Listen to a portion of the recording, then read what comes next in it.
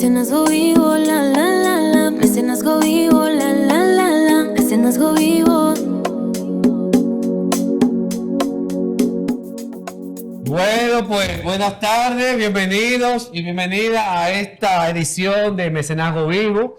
En el podcast de hoy vamos a tener un poco en vivo. Aquí tenemos un público que va a decir ahora un saludo. Para que se sepa, eso no es grabado, ¿eh? Eso es calidad en vivo, porque esto es Mecenazgo Vivo, ¿verdad? Entonces, en el de hoy tenemos a dos aliados, dos amigos que realmente han trabajado todo mucho tiempo. No voy a decir cuánto, porque si digo cuánto, van a comenzar a calcular edades y eso, y a mí no me conviene. Al primero que no le conviene a mí, David. Aquí tenemos a Ángel, que además Ángel y yo somos compañeros de visión. Sí, tenemos un brillo como un brillo común, ¿verdad? Sí, tenemos gente de mentes brillantes, ¿verdad? Cabeza brillante, Ángel y yo. Sí, todo ahí. Entonces, Ángel Rosario, gracias, que es un creativo, que es publicista, pero tiene, además de todo eso, uno de los eventos que ha marcado una reflexión profunda sobre el tema de la industria creativa, que es el Foro Caribe Naranja. Un aplauso para Ángel. Y por el otro lado tenemos a una personalidad también involucrada, que ahorita hablando, uno ha rodado tanto que de repente me dice: pero yo te conozco a ti de cuando tú estabas en Copresidio. Mi hermano, me sacaron todos los expedientes. Luis Toledo Vázquez, un aplauso para Luis. Bueno, pues vamos ahora a entrar en materia con esto. Primero, yo quiero con Ángel. Ángel, cuéntame. Hay eso del Foro Caribe Naranja. Esa pregunta no estaba en el guión original, pero yo quiero, porque es que yo he participado en varios. De hecho, me sentaron en la silla naranja. Yo soy uno de los personalidades que se ha sentado en esa silla naranja. Pero yo quiero que tú nos digas, son 5 ediciones que han estado haciendo de ese Foro Caribe Naranja. ¿Cómo este grupo de publicistas llegan a esto y cómo se ha sostenido? Porque esa es la palabra que nosotros hemos usado para este foro, sostenibilidad. ¿Cómo particularmente ustedes conciben ese equipo maravilloso, conciben ese Foro Caribe Naranja? ¿De dónde vienen ustedes? ¿Cómo lo traen? ¿Y cómo se ha sostenido eso durante 5 años? Claro. Bueno, gracias por la oportunidad, de verdad. Nosotros somos 2 empresas, una que se llama Switch Abbas, es una agencia de publicidad que estamos afiliados a un grupo Abbas, que es un grupo de global de agencias de publicidad, y también Zip Group, que es una empresa que trabaja todo el tema de innovación y sostenibilidad para empresas. Estas 2 empresas en el 2021, un poco estamos en ese momento saliendo de la pandemia, con mucho tiempo para pensar en ideas, ¿verdad? Se nos ocurre la idea de generar un espacio donde las industrias culturales y creativas tengan más visibilidad, se pueda impulsar más todo ese tema y haya sobre todo conexión, porque entendíamos que de repente hay algunas de las industrias que van como más adelante que otras y entendíamos que generar un foro, un espacio, era algo que nosotros, como también trabajamos en el sector, podíamos de alguna manera generar o empezar esa conversación. De ahí surge esto de Foro Caribe Naranja y como dice Henry, ya tenemos 5 ediciones. Cada edición nosotros le hemos dedicado a un tema. Hemos pasado por hablar del tema de la convergencia digital, hablar también sobre el tema de que el turismo es ese gran aliado que nosotros vemos que la cultura y el turismo son como, ¿verdad?, esta dupla que debe hacer que nuestro país pueda, toda esa infraestructura que tenemos turística, llevar ese contenido y esa propuesta al mundo. Y este año hablamos sobre el tema del emprendimiento. Por ahí en el foro han pasado personalidades como el expresidente Iván Duque de Colombia, el ministro también de la ciudad de Buenos Aires, Enrique Abogadro, también vino Felipe Buitrago, que fue ministro de Cultura en Colombia. Y nosotros lo que queremos también es que la República Dominicana al final se posicione como un hub cultural y creativo del Caribe. Entendemos que que somos la economía más pujante en muchos sectores de la economía a nivel regional, y por qué no a nivel cultural, con toda la cultura que hay en este país, con lo que es la música, el cine, las artes plásticas, ¿por qué nosotros no empezamos a liderar una conversación un poco más del sector cultural, pero a nivel profesional, a nivel del emprendedor creativo, del profesional de la cultura? Entonces, eso es lo que nos ha motivado y seguimos, como dice Henry, dándole a eso. Claro, pero tú mencionaste varios ministros de Buenos Aires, de Colombia, eso, pero ha estado siempre apoyado tanto por el Ministerio de Cultura, porque la ministra Milagros Germán tuvo su participación en ese momento, ahora el ministro Roberto Ángel Salcedo participó, el ministro de Industria, Comercio y MIPYME, Ito Bisonó, ha estado presente siempre. Vi que en este año se incorpora el ministro de Medio Ambiente, o sea, que han personalidad, el director general de Mecenazgo. Luis Toledo, medición. Yo sé que eso es un tema que a ti te seduce. Yo le estaba comentando a Luis que uno de los temas que a mí también, yo con mi otra formación de ingeniero, el tema de medición, el tema de números, de estadística, me dicen. También le estaba comentando, hay una frase que la voy a repetir aquí, que decía Mark Twain, ese gran escritor de Estados Unidos. Mark Twain decía que había 3 tipos de mentiras, ¿verdad? La mentira, la maldita mentira y las estadísticas. Está bien. Eso decía Mark Twain. Vamos a ver. Pero vamos a ver. Sacándolo de Mark Twain. Sí, y perdonándolo. Y perdonándolo por eso, ¿verdad? Háblame de la medición. ¿Y por qué es importante? Eso que decía Ángel, de conectarse, de vincularse, de ver lo que estamos haciendo. La medición. ¿Cómo podemos trabajar en un sector que además, el gran porcentaje, en general la economía dominicana es muy informal, ¿verdad? Ajá. La economía dominicana, el porcentaje de informalidad es grande. Es alto. Pero en el sector creativo y cultural es más grande todavía. Entonces, ¿cómo podemos conciliar la economía, cómo aporta y cómo podemos medir? No sé si por ahí es que yo sé que tú has hecho mucho en tu investigación. Quizás puedas darnos algunas luces ahí. Mira, primero lo indispensable de medir. Viendo el tema por capas, medir es indispensable para comprender a qué nos estamos dirigiendo. Uno, cuáles son los beneficios, cuál es el impacto y cómo esta inversión está avanzada, que de hecho se ha traducido. El estudio abarca los últimos 5 años. Y podemos identificar cómo ha crecido la inversión y podemos tomar como muestra los Politécnicos modalidad arte. Un crecimiento exponencial de 21 a 86.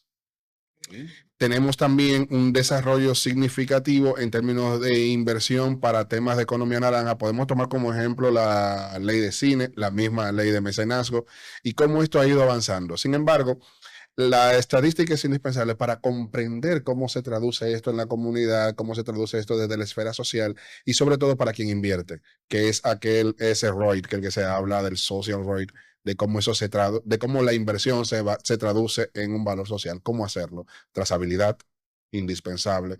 ¿Desde dónde comenzamos a medir? ¿Desde la escuela, desde la inversión o de las diferentes esferas donde se implementa la intervención? Entonces, de ahí tenemos como un caldo de cultivo interesante que nos puede dar luz desde dónde comenzar a mirar. Y Ángel, si tú que te mueves en el mundo de la publicidad, que es un mundo muy formal, muy estructurado, muy metódico, ¿verdad? Y el mundo de la gestión, de la creatividad y todo esto de los proyectos culturales, ¿cómo tú crees que podemos lanzar ese puente? ¿Qué puede aprender la industria publicitaria de la industria creativa y cultural y viceversa? ¿Cómo tú ves esos puentes? Sí, yo creo que al final, y he aprendido mucho de pisar las dos canchas, ¿verdad?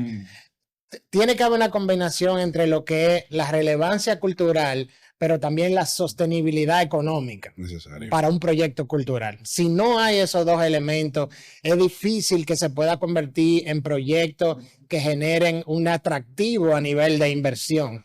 Porque cuando hablamos de marca cultural, de un proyecto cultural significativo con un propósito, tenemos que hablar también de que eso tiene que poder ser atractivo obviamente para un público, pero también para cómo una política pública pueda apoyar eso y cómo también hacerse sostenible en el tiempo, de que no sean proyectos que dependan siempre del Estado para poder caminar. Vemos casos en el mundo, señores, increíble. Hablamos del tema del Día de los Muertos en México. Ya esos son proyectos que generan para esa ciudad una cantidad de ingresos, de movimiento económico, que al final eso no depende de que el Estado tenga que subvencionar ese tipo de propuestas. Entonces, nosotros entendemos que aquí en este país nosotros tenemos muchísimas cosas. Lo que tenemos es que también pensar de cómo nosotros convertimos todos esos proyectos, toda esa iniciativa, que si la ruta de tal cosa, que si tal producto, que si tal tradición de un lugar, cómo nosotros llevamos eso a poderlo ser atractivo y a que también las marcas, yo que trabajo con muchas marcas todos los días, puedan decir, sí, yo dentro de mi programa de responsabilidad social, yo voy a meter esto, pero no porque yo lo estoy apoyando, sino porque yo estoy empujando a esa comunidad donde yo tengo negocio ahí y a mí me interesa, que es un win-win el asunto. Ciertamente. Sostenibilidad, que es la palabra que mencionó Ángela ahora y que desde el principio estamos hablando, ¿verdad? Pero tú mencionaste otro, Luis, que es el tema de la educación, ¿verdad? Sí. Y la formación. Entonces, en ese análisis que tú has hecho, y vinculando todo esto, ¿cómo podemos hablar de sostenibilidad y cómo la sostenibilidad tiene que estar necesariamente vinculada a la formación? Mira, en términos de hacer sostenible la inversión de educación, lo primero es identificar hacia dónde va la gente que es formada para que sea atractivo necesariamente. Si hablamos de, por ejemplo, en términos de educación, quiero hacer un poco de contexto aquí. Hemos crecido en la cantidad y la calidad de talento que se está produciendo. Por ejemplo, la universidad ya no está solo la UAS formando talento cultural, tenemos a INTEC, tenemos escuelas informales, escuelas formales, sector y a nivel del Politécnico que lo mencioné ahorita. ¿Cómo lo hacemos sostenible? Microacreditaciones que le da a la gente la oportunidad de certificar el conocimiento abriendo plazas de empleo. Hablamos también, hace un ratito hablábamos de cómo se vuelve eso atractivo para la empresa que financia la inversión de un proyecto, de una iniciativa, del mismo FOSAC, que también es un fondo que puede recibir aportes. Pero tiene mucho que ver también con el elemento de cómo entiende la sociedad. Yo hablo en el informe del imaginario de lo cultural, de cómo cuando la gente piensa en inversión en cultura, piensa o de formarse para cultura o para algo o en alguna arte, se inclina a lo visible. Pero hay una gran batería de formación técnica. Por ejemplo, todo este despliegue de técnicos que tenemos firmando, produciendo, iluminando, es un mercado que también es interesante y que también está en crecimiento. Gracias a esto tenemos varias estos espacios donde se rueda, donde se hace cine. Sí, los estudios. Ese crecimiento. Es la inversión misma en el sector es que lo va haciendo sostenible porque va creando necesidad, va creando espacios y además va haciendo atractivo y creando y fomentando el emprendimiento cultural. Mira, yo voy a comprometer aquí, porque cuando terminemos acá, ella va a tener que darme un testimonio para nosotros incluirlo en este podcast. Ajá. Aquí en el público tenemos a la maestra María Elena Ditrey. Ella es la... Un aplauso para la maestra. La maestra María Elena Ditrey dirige la maestría de gestión cultural, del cual yo he sido docente. Y bueno, dirige varias carreras, dirige allá, bueno... no te me vayas, María Elena, que tiene que darme un testimonio sobre esto antes de irme. Está bien. Entonces, vamos. Entonces, ya sabemos, sostenibilidad, educación y todo el tema de la medición. Esto es Mecenazgo Vivo. Mecenazgo Vivo, la la la la. Mecenazgo Vivo, la la la la. Mecenazgo Vivo.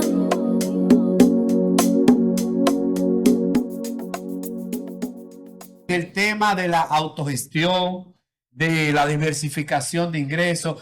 Uno de los temas que siempre está presente en la industria creativa y cultural, aparte de lo que decía ahorita de la informalidad, es que de repente uno no es solamente actor, no solamente técnico, no es, inicial, yo entré primero de que en el taller de jóvenes actores, ¿verdad? Sí, Pero después me formé como titiritero.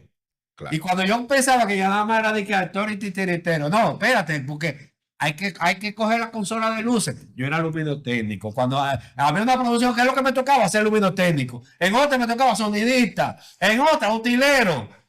Obligatoriamente teníamos que hacerlo todo. Pero en general, en la industria creativa y cultural, eso de que una gente, fuera por ahí Ana Tamara es estadística, pero es fotógrafa, es de todo, es de todo. Andrés, que está por aquí también, un aplauso para Andrés. Andrés Yespe es abogado, pero ese es el músico maravilloso que dirigía la orquesta Johnny Ventura, pero además era un gestor cultural que nos da de todo. O sea, entonces, cada uno de nosotros, eso es como parte del tema, la diversificación y la autogestión. Cuando hablamos de diversificar lo que hacemos, también tenemos que pensar en cómo la gente organiza ese quehacer. Porque cuando planteamos el emprendimiento y ese sujeto, vamos a tomar el ejemplo de un adolescente que se forma en un área, tiene que aprender sobre cómo hacer rentable su iniciativa, cómo aprender de ella. También hay que pensar en ese camino, ese recorrido que va a hacer, porque la diversificación debería estar prepensada. La diversificación del trabajo artístico no debería haberse frenado por barreras administrativas. Okay. Dentro de las cosas que yo exploro en el estudio está la necesidad de una ventanilla única para el tema de formalización. Okay. La necesidad de acción cotidiana estimula la informalidad. Esa limitante de pasar de lo informal a lo formal y lo amplio que es el recorrido, podríamos aprovechar la pluralidad normal que encontramos en un artista. Yo le digo a mi hija que estudia piano, que después que tú sabes leer música, tú puedes aprender cualquier recorrido dentro de cualquier instrumento. Puede dirigir un cohete a la luna. Ciertamente. Pero ya la parte administrativa es otro aprendizaje que va a obligar a que tú te tengas que doblar dentro de lo que tienes que aprender. Entonces, esos elementos son oportunidades de mejora en las que podemos crecer para que nuestra diversificación sea solamente artística. Sí, de hecho, uno de los talleres que hicimos acá con los gestores fue precisamente con la Dirección General de Impuestos Internos, donde trabajamos esas herramientas de lo que tú llamas la ventanilla única. En el caso de DGI, tiene tú puedes adherirte a hacer un pago único como contribuyente, no me acuerdo cómo es, sistema simplificado. Régimen simplificado. Régimen simplificado, ese mismo.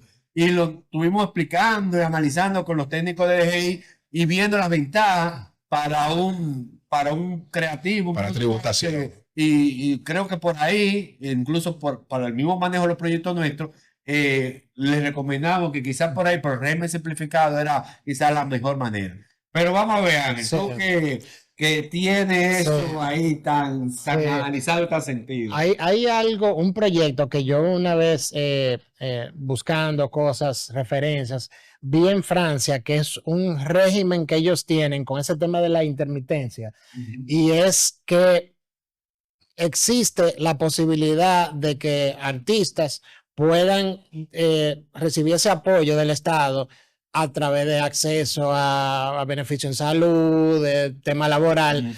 Es importante que las políticas sean flexibles a partir de los entornos y a partir de las realidades, porque la realidad de aquí no es igual que en otro lugar. Entonces es importante ver referencias como esa que comento, para uno también ir moldeando las necesidades y nosotros también como sector creativo cultural exigir esas demandas y ver cómo nosotros seguimos como diseñando esas oportunidades que ameritan al medio de nosotros. Claro. Y en ese mismo sentido, Ángel, estamos hablando de políticas públicas, ¿verdad? Y esas políticas públicas, Sí. vamos a estar claros, Sí, hemos avanzado mucho Correcto. en todo el marco jurídico, en el marco legal, desde tener en la Constitución de la República a la cultura como un derecho cultural. Eso son pocas constituciones que establecen a la cultura como un derecho, ¿verdad? Y nosotros tenemos eso establecido como un derecho. Eso ya es un reconocimiento. Que mucha gente dirá, bueno, eso es un papel. El señor aquel que decía que era un pedazo de papel, ¿verdad? No lo escuché. ¿Eh? Lo vamos a ignorar Vamos a deliberadamente. ignorar también, igual que Mark Twain. Sí, deliberadamente. Vamos a ignorar también igual que Mark Twain. Entonces, eso, tenemos eso, pero tenemos una ley de cultura que está incluso ahora en un proceso, ya tiene varios años de revisión y de actualización. Tenemos la ley de mecenazgo, tenemos la ley de cine, ahora se está también trabajando una ley para la artesanía, hay una ley del libro, la lectura. Hay una serie de legislaciones que están vinculadas a políticas públicas, donde hay que hacer, porque las leyes son perfectibles, como se ha dicho siempre, ¿verdad? ¿Por dónde la reflexión se ha llevado con relación a esas políticas públicas y esos marcos legales? Yo creo que la verdad, como tú dices, Henry, hemos avanzado muchísimo. Yo que tengo ya alrededor de 20 años trabajando en la industria de publicidad y eso, muchos artistas terminaron trabajando en agencias de publicidad porque era la manera de cómo podían tener un sustento de vida. Pero en los últimos años yo he visto cómo cada vez más personas que tal vez trabajaban en ese sector ya nada más trabajan en cine y no tienen que tener un side job, ¿verdad? Para poder decir, bueno, yo quiero hacer cine, pero tengo que trabajar en publicidad. O sea que realmente de lo que se trata es, y es lo que nos mueve a nosotros como foro, a seguir visibilizando y a inspirando a la gente, porque nosotros decimos que cada vez que se sube alguien a esa tarima, hay otra persona que está tal vez viendo y diciendo, wow, si este tipo está haciéndolo, ¿por qué yo no lo puedo hacer? Déjame yo ponerme en lo mío para poder lograrlo. Y es subirse en los hombros, como decía Einstein, ¿verdad? De los gigantes. Yo me subo en los hombros de los que vinieron atrás. ¿Cómo tú le darías vuelta a todo eso, esa matriz con todos esos ejes? Vamos a ver, te lo pongo de reto. Los territorios, los diferentes tipos de poblaciones Y políticas públicas.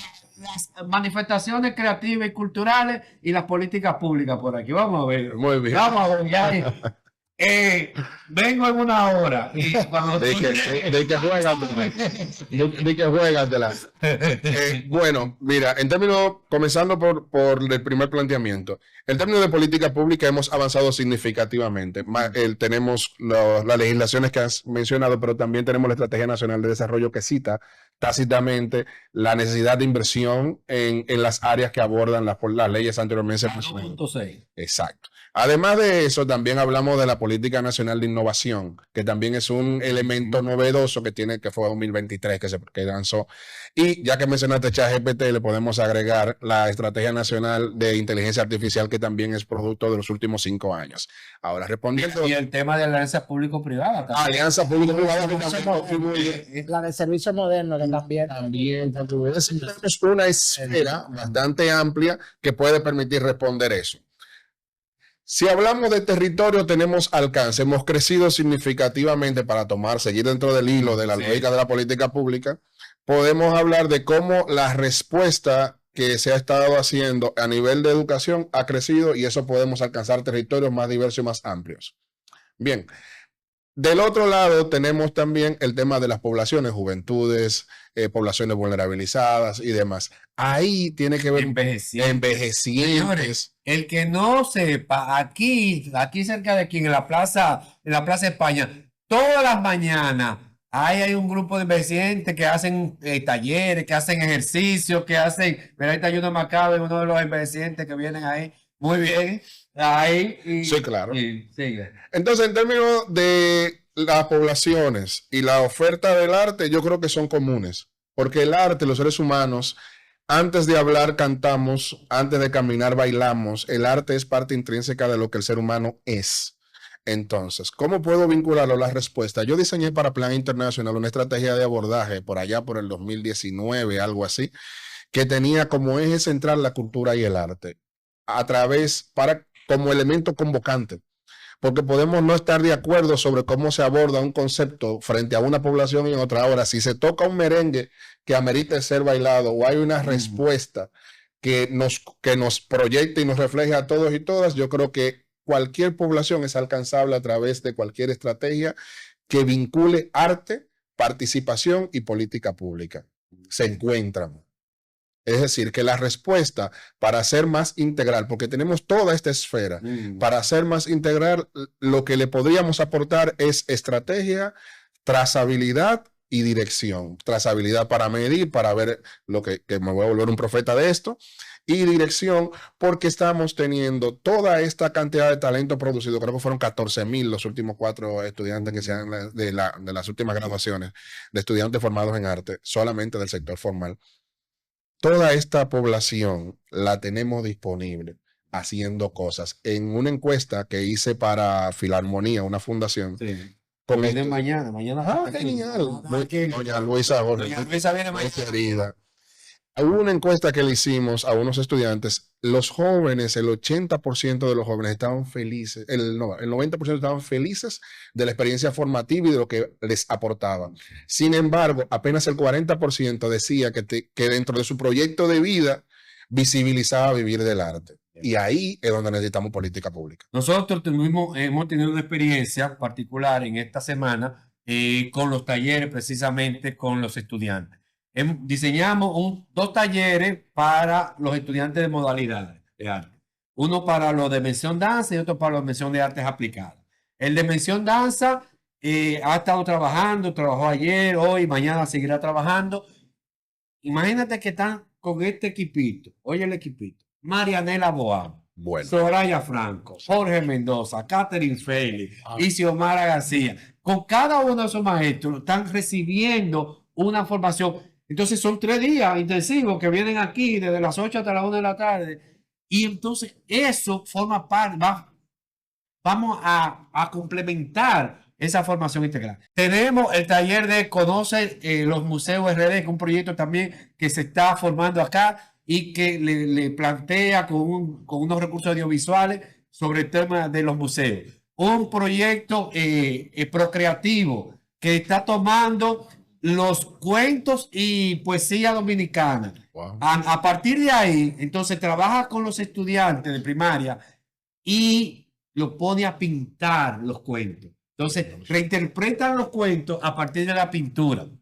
Eso con la gente del procreativo. Tenemos también a Evelyn Cáceres. Evelyn Cáceres es una cuentacuentos, pero que vincula, ella tiene unos cuentos sobre mitología taína, vincula toda nuestra mitología taína, pero se ha aliado con los hermanos Guillén. Entonces hacen cerámica, hacen casabe. A los niños no pueden hacer casabe. O sea, Sí. todo eso está pasando. Y abriendo ala, que es este salón que tenemos aquí, donde están todo el trabajo, talleres con poblaciones vulnerabilizadas, sobre todo mujeres víctimas de violencia, que entonces ellos tienen un lema, es sanarte.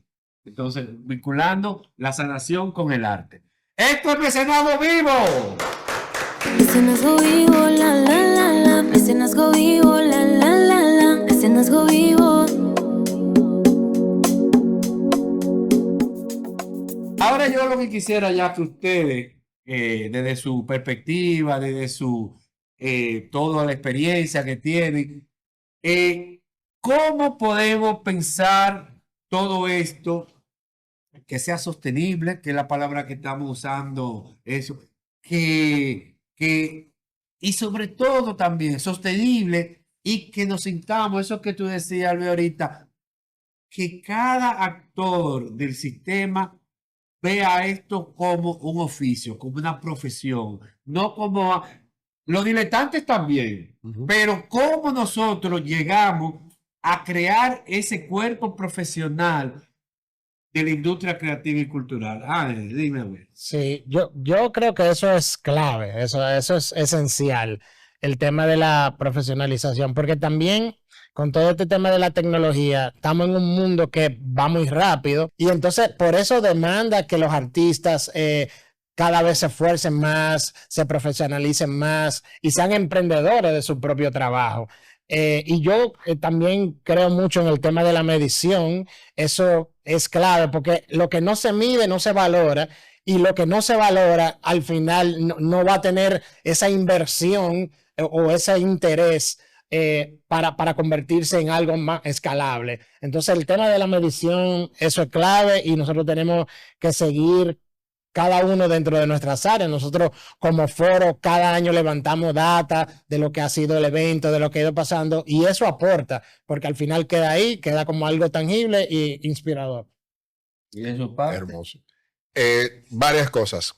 Para sostenibilidad, aportar al imaginario cultural. Necesitamos que la gente entienda que el arte es industria y que la industria hace arte y que puede financiar el arte y que siendo rentable para la industria misma. Esa comprensión, mientras las empresas van entendiendo la rentabilidad de la inversión en cultura, para eso necesitamos data. Eso va a contribuir directamente a la sostenibilidad de la inversión y a que estructuras como el FOSAC crezcan y como todas estas iniciativas culturales que tenemos. 1. 2. Microacreditaciones. Las manifestaciones culturales siempre van a existir, pero bien mencionaba el compañero que necesitamos titular el conocimiento. La microacreditación es una figura relativamente nueva después de los movimientos contra la titulitis en España. Se han creado este tipo de recursos que permiten que habilidades se certifiquen y puedan ser utilizadas y mejor pagadas. Sí. Y por último, la necesidad de tener trazabilidad en la formación, porque ¿a dónde va la gente que formamos? ¿Dónde se emplea? ¿Qué está haciendo? ¿Por qué debería el país seguir invirtiendo en esta línea de inversión como lo ha estado haciendo? Ciertamente hemos crecido en términos del aporte, de la documentación del aporte que hace la industria creativa al PIB, significativamente. Ahora, la parte que tiene que ver de lo que la gente hace de gasto de bolsillo, que son unos 1.500 pesos, si no me traiciona la memoria, eso apenas creo que el 30% llega a museos, exposiciones de arte, es muy bajito. Entonces necesitamos volver al punto 1, que la gente vea el arte como una dirección consumible, como una dirección a dónde invertir y en dónde invertir. Así yo entiendo la sostenibilidad. Bueno, pues eso es lo que nosotros de acá, de la Dirección General de Mecenazgo y Mecenazgo Vivo, estamos buscando.